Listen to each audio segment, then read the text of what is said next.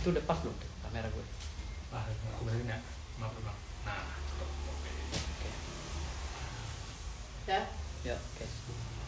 Oke, Bang Firdaus ini masih terkait dengan Bang Hotman gitu kan, yang katanya masih menyindir-nyindir Bang Firdaus nih. Seperti apa sih menanggapi sindiran dari Bang Hotman? Mungkin kan saat ini dia juga masih sakit, masih perawatan. Gimana Bang? Kalau gue sih udah udah nggak mikirin itu ya, karena gue ini kan anggap itu udah nggak penting. Hotman Paris itu udah nggak penting banget gitu. Yang pertama dia udah kalah sama gue, kalah semuanya ya kan. Dari harta dia kalah, dari intelektual dia kalah, dari kecerdasan dia kalah, ya, dari sikap integritas dia kalah, dari perkara yang dia tangani dia kalah, dari ingin memenjarakan Rasman Arif Nasution sampai sekarang dia kalah, walaupun dia mempropaganda beberapa kali, ya kan, sampai akhirnya dia tidak membicarakan masalah objek daripada perkara yang kita permasalahkan, malah melebar kemana-mana. Sekarang malah Rudy Salim dikait-kaitkan dengan dia, hingga Rudy Salim saya somasi dan saya pun telah membuat surat ke Lamborghini Itali dan Ferrari Itali. Saya juga membuat surat ke Lamborghini Asia Tenggara dan Ferrari Asia Tenggara. Karena saya adalah seorang customer yang akan membeli Ferrari dan Lamborghini. Memang ada niat saya mau beli. Tetapi karena permasalahan ini yang digoreng oleh si Hotman Paris dan Rudy Salim, akhirnya ini membuat nama saya cemar. Sehingga saya sebagai customer ya, atau konsumen merasa terjolimi dan merasa terdegradasi ya, karena sikapnya Rudy Salim yang membocorkan rahasia mekanisme podcast di tempat dia kepada Hotman Paris, sehingga narasi yang dibuat oleh Hotman Paris seakan-akan saya meminta uang atau mengemis uang. Saya tidak pernah mengemis. Saya sudah bilang berkali-kali, ada di WhatsApp-nya sudah saya sebar di media sosial, WhatsApp-nya dengan Rudy Salim ya, dengan manajemennya. Saya bilang, kamu yang ngejar-ngejar saya. Saya sudah nolak loh beberapa kali. Saya bilang gitu. Kamu meminta kepada saya, mengemis kepada saya agar saya mau di podcast Rudy Salim. Saya bilang saya nggak mau kalau dibayar murah. Saya mintanya 25 juta atau minimal 15 juta. Tapi dia memohon lagi, meminta, akhirnya deal di angka 6 juta. Ya, dengan DP 1 juta. Oke, nggak ada masalah. Dan uang itu tidak pernah saya pegang sedikit pun. Saya kasih ke staff saya dan buat isi bensin 3 mobil itu. Dan 15 paket hoka-hoka bento itu biasa tuh saya. Kalau dipanggil podcast, saya selalu minta untuk staff-staff saya yang datang. Sanggup? Anda sanggup? Saya akan datang untuk memeriahkan podcast Anda atau YouTube Anda. Kan ada take and give. Ada simbiosis mutualisme yang terbangun di sini. Kenapa harus dibicarakan masalah hal remeh-temeh, hanya uang 6 juta honor daripada narasumber kepada Hotman Paris oleh Rudy Salim? Sementara Rudy Salim mengaku dia adalah public marketing ya, yang membranding PT Ferrari dan PT Lamborghini Indonesia agar PT Lamborghini Indonesia dan PT Ferrari bisa terangkat namanya dan bisa laku keras dagangannya. Tapi dengan sikapnya Rudy Salim hari ini sama dengan menjatuhkan brand Lamborghini loh. Saya diwawancara itu di depan Lamborghini dan Ferrari yang mau saya beli. Gitu loh. Bagaimana saya seorang konsumen yang berniat baik ingin membeli Lamborghini dan Ferrari itu, tapi nama saya dijatuhkan hanya dengan propaganda dan framing uang transport podcast 6 juta. Bisa dibayangkan. Di dunia manapun tidak ada orang segila, kalau ini benar ya, segila Rudy Salim dan Hotman Paris. Kenapa? Honor ini biasa diterima oleh semua narasumber dimanapun, berdasarkan hasil kesepakatan. Dan honor ini menjadi rahasia pribadi antara mereka berdua, ya, yang telah mengikat kerjasama apabila honor ini terjadi. Ini menjadi rahasia pribadi. Kenapa diumbar oleh Rudy Salim ke Hotman? Sehingga oleh Hotman dinarasikan saya mengemis katanya. Ada isi chat saya buktikan itu di media sosial bahwa saya tidak mengemis, mereka lah yang mengemis. Rudy Salim lah yang mengemis kepada saya agar saya diminta untuk podcast. Dan tayangannya sekarang ratusan ribu. Tayangannya di YouTube-nya Rudy Salim. Bukan saya mengemis, Rudy Salim dengan manajemen yang mengemis kepada saya. Karena saya sedang viral. Gitu. Ya. Bukan saya mengemis. Saya bukan pengemis, saya cucu Sultan. Dari mana Sultan mengemis? Dan saya sudah berkali-kali bicara pada saat podcast, saya bilang, Rudy saya mau beli Ferrari dan Lamborghini kamu. Tunggu saatnya. Karena memang saya ada transaksi tanah yang nilainya juga ratusan miliar. Memang saya mau beli niatnya. Gitu. Berarti abang merasa dimalukan ya? Maksudnya bukan dimalukan, saya nggak pernah malu. Tapi saya merasa difitnah. Ya, dan direndahkan martabat saya sebagai pelanggan atau konsumen dari Lamborghini dan Ferrari. Berarti itu alasan abang mengosomasi Rudy Salim. Ya, saya mensomasi dan saya menyurati PT Ferrari Internasional yang ada di Italia. Saya menyurati PT Lamborghini Internasional yang ada di Italia. Dan saya juga menyurati PT Lamborghini dan Ferrari yang ada di Asia Tenggara. Dan saya juga menyurati PT Lamborghini dan Ferrari yang ada di Indonesia. Karena ini akan menjadi presiden buruk bagi penjualan Ferrari dan Lamborghini Indonesia. Gitu loh. Saya seorang konsumen yang berniat ingin membeli loh. Bahkan di dalam celutukan saya itu saya sempat bercanda sama Rudy Salim. Saya bilang kalau 30 miliar murah, ada nggak yang 100 miliar? Dan itu benar. Saya mau membeli seharga 100 miliar kalau memang ada. Karena saya ada transaksi tanah nilainya ratusan M. Apa salah saya di situ? Gitu. Karena juga keterlibatan ke Hotman Paris juga ya bang? Ya karena kenapa bisa dibocorin ke Hotman Paris yang menjadi rahasia pribadi? Kok bisa menjadi konsumsi publik? Gitu loh. Masalah transportasi untuk staf-staf saya itu, masalah makanan hoka-hoka bento untuk staf-staf saya itu. Saya demi Allah, demi Rasulullah, haram lidah saya kalau saya makan itu. Haram. Demi Allah, demi Rasul, saya lagi puasa. Nggak ada yang saya makan. Karena saya mau membahagiakan staf-staf saya. Kalau you butuh saya ada pengawal, ada supir, ada staf saya, silakan. You punya duit, undang saya. You nggak punya duit, nggak usah buka podcast. Kalau lu nggak mampu, Rudy Salim, untuk buka podcast, hanya dengan uang 6 juta aja lu keluar, lu nggak usah buka pabrik Lamborghini atau lu nggak usah buka showroom Lamborghini dan Ferrari. Itu memalukan brand besar di dunia. Itu mobil brand besar loh. Mobil Lamborghini dan Ferrari itu harusnya menuntut Rudy Salim dan Hotman Paris. Kenapa? Karena ini bukan masalah 6 juta, ini ada kausalitas. Ada kaitan satu sama lain. Saya membuat podcast di depan Lamborghini dan Ferrari yang ingin saya beli. Gitu. Dan saya sudah menunjukkan beberapa dokumen saya untuk transaksi penjual belian tanah saya, jual beli tanah saya. Di depan Rudy Salim, di depan Lamborghini itu. Dan saya sudah bilang kalau ini dibayar, saya bayar Lamborghini Anda. Bahkan saya mau beli 10 unit Ferrari dan Lamborghini. Gitu. Sudah niat ya, Bang? Udah niat memang. Dan niat saya itu harusnya di backup terus, di follow up terus oleh si Rudy. Jangan melihat karena penampilan saya begini saya dianggap dia tidak punya uang. Salah itu bukan jiwa marketing namanya. Kalau jiwa marketing itu setiap ada orang yang berniat, langsung dia merayu terus. Itu jiwa marketing. Ini bukan merayu saya untuk membeli Lamborghini dan Ferrari, malah saya dijelekan oleh Rudy Salim melalui Hotman Paris.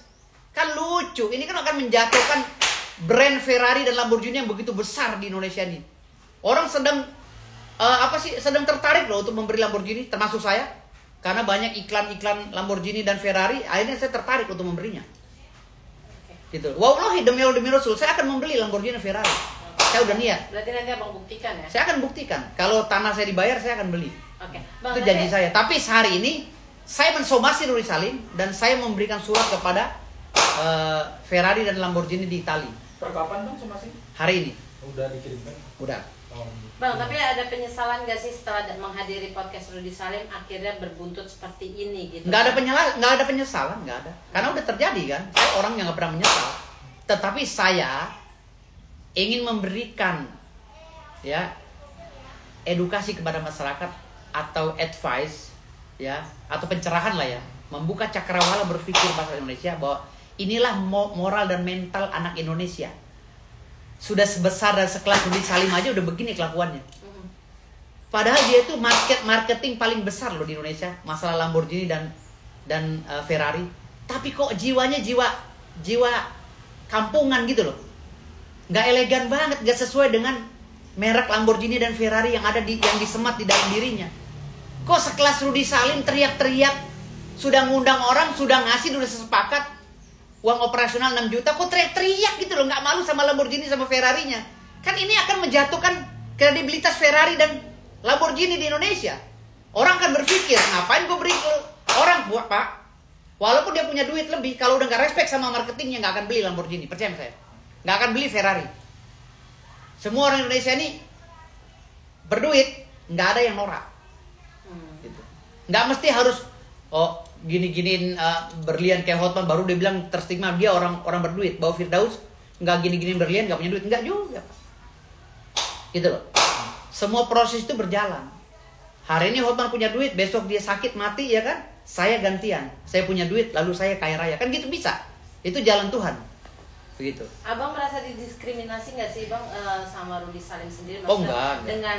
Dengan dia akhirnya membocorkan ke Hotman. Enggak. Gitu. Saya anggap itu hal yang bodoh. Orang selevel dia melakukan hal yang bodoh, berteriak-teriak seakan-akan dia rugi 6 juta. Kan hal yang bodoh. Lamborghini puluhan miliar, Ferrari puluhan miliar, 6 juta diteriak-teriak, diketawain orang Pak. Sementara saya, orang yang direndahkan oleh dia, udah 9 rumah yang saya kasih ke staf saya. Ya, hektaran tanah yang saya kasih ke staf saya. Itu buktinya ada. Ya, 8-9 rumah. Gitu. Lah ini baru duit 6 juta, memalukan sekali. Gitu loh. Ditagihnya gimana Bang? Nggak ada yang nagih, nggak ada. Ini bukan tagih, kamu ngerti Maksudnya, gak? Dia teriaknya bukan ditagih sih, teriak dia. Hotman Paris menyatakan di media sosial, kan kamu wartawan, masa kamu nggak baca Iya, berita? maksudnya teriaknya. Kamu nanya saya parameternya apa? Kalau kamu nggak ngerti, Nyindir. kan kamu nanya tentang itu. Kamu berarti udah nonton kan videonya? Iya. Kok udah nanya saya, kamu nanya lagi ke saya? Berarti kamu nggak nonton beritanya. Maksudnya lewat Rudy Salim apa Hotman berarti lewat Hotman Paris Menyindir. membuli saya di media sosial dengan mengatakan bahwa saya mengemis-ngemis uang 6 juta.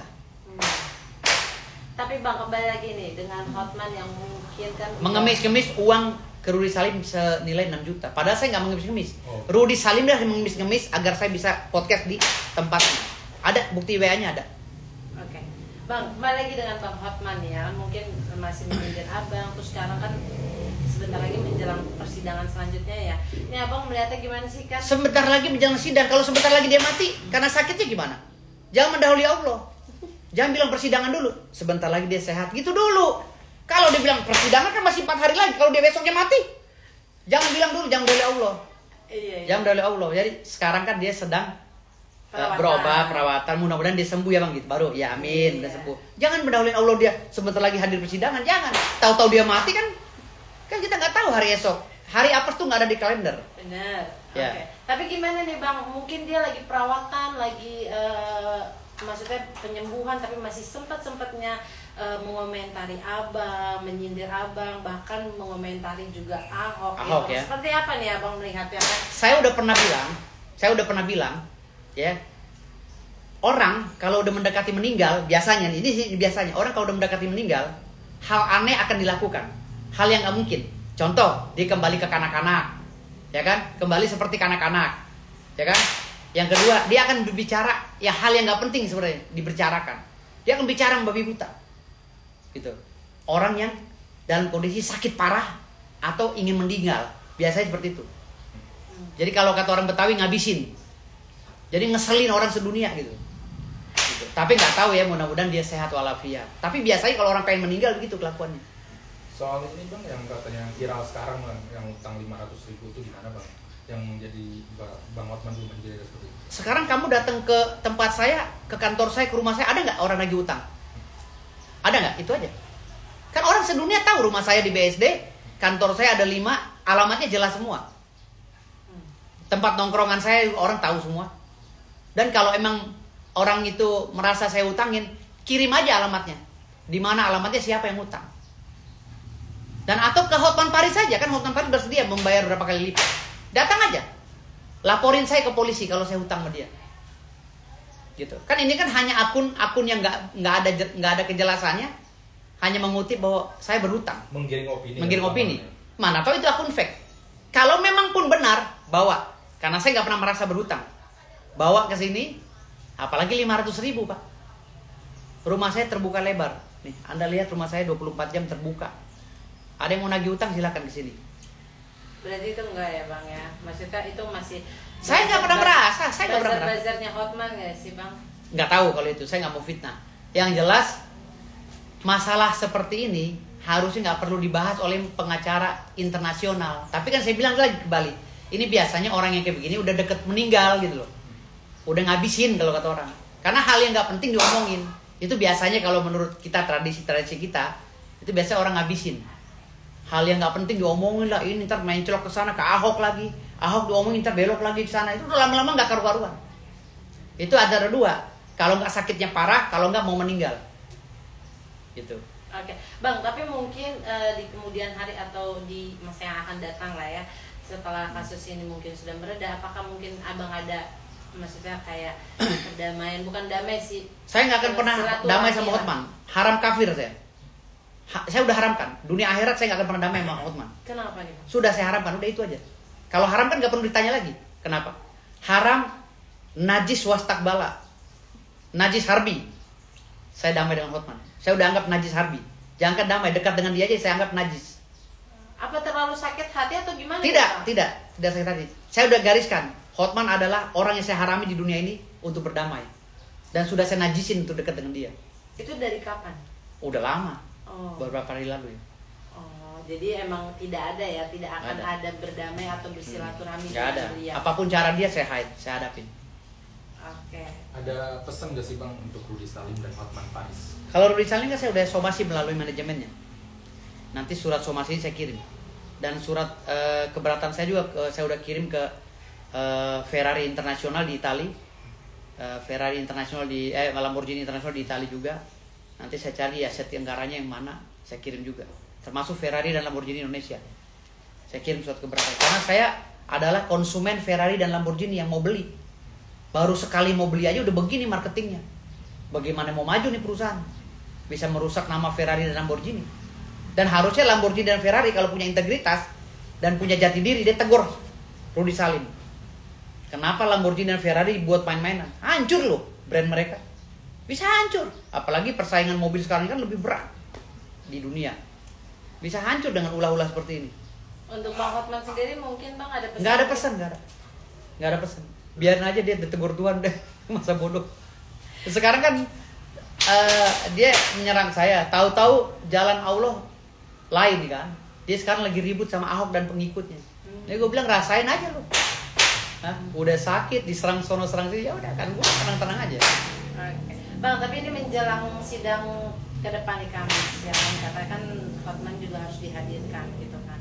Abang seperti apa nih melihatnya, kan masih perawatan juga, apakah kemungkinan dia hadir atau seperti apa? Kan gue bilang jangan ngomongin sidang. Besok kalau dia meninggal gimana sih lo? Ntar aja ngomongin sidang. Ntar pas deket-deket. Jangan mendahului Allah. Ini sidang masih lama. Masih berapa hari lagi? Prediksi. Enggak usah bilang menjelang. Hari ini kita lihat kondisinya. Kita doain dia biar sembuh. Kalau dia besok meninggal gimana? Kok lu ngomongin sidang-sidang dulu? Ya prediksi Abang. Nggak bisa prediksi. Kalau gue tetap melihat yang sekarang. Dia masih ngos-ngosan. Napasnya masih tersengal-sengal. Dia masih di Singapura. Mungkin berobat jalan. Dan dia telah keluar dari ruang yang mahal, ruang penginapan yang mahal, dan dia pindah ke hotel yang murah.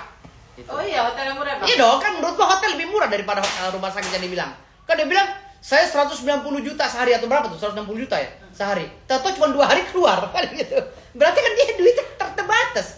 Beda sama gue, waktu istri gue sakit, ya, gue sewa Presiden Suite di atasnya VVIP di rumah sakit selama 1 bulan. Waktu istri gue sakit, dan gue nggak pernah nawar. Gue bilang sama dokter, sampai selesai ya dokter, seharinya 8 juta sampai 9 juta di luar obat. Presiden Suite selama 1 bulan full sampai selesai. Jadi mana yang lebih kaya? Gue apa Hotman? Hotman baru berapa hari di rumah sakit mahal dia keluar pindah, bawa anjing ke depan orchard depan mana? Napasnya masih tersengal-sengal. Mana yang banyak duit? Dia apa gue? Kan gue bilang dia tuh udah kalah segala-galanya dari gue. Jadi kita sebenarnya nggak usah ngomongin itu dari tadi. Tapi karena kalian minta penjelasan klarifikasi masalah nasi warteg atau apa tadi itu, yang 500.000 ya udah gue jelasin. Kalau masalah kompetitor Abang yang lain gimana Bang? No comment atau seperti apa nih? Mungkin yang mana tuh? Yang lagi. Oh enggak, mereka nggak selevel gue. Sekarang orang sedang membahas masalah gue dengan Hotman.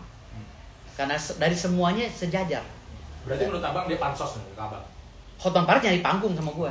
Kalau yang lain, Yang mana? Oh enggak, gua nggak bicara itu. Itu gua anggap sampah semua udah.